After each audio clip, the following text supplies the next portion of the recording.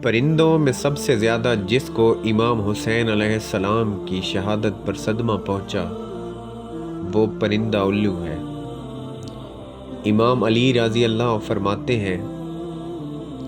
یہ پرندہ حضرت رسول خدا کے زمانے میں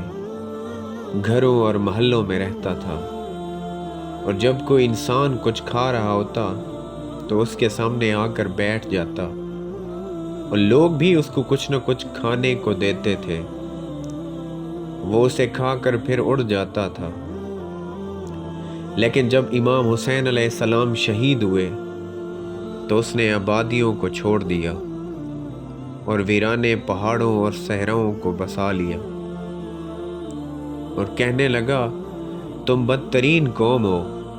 کیونکہ تم نے اپنے نبی کے فرزند کو شہید کر دیا، مجھے اب تم پر بھروسہ نہیں رہا۔ امام صادق علیہ السلام فرماتے ہیں، الو پورے دن روزہ رکھتا ہے اور رات آنے پر خدا کے رزق سے افطار کرتا ہے، پھر اس وقت سے لے کر صبح تک امام حسین علیہ السلام پر ماتم کرتا ہے۔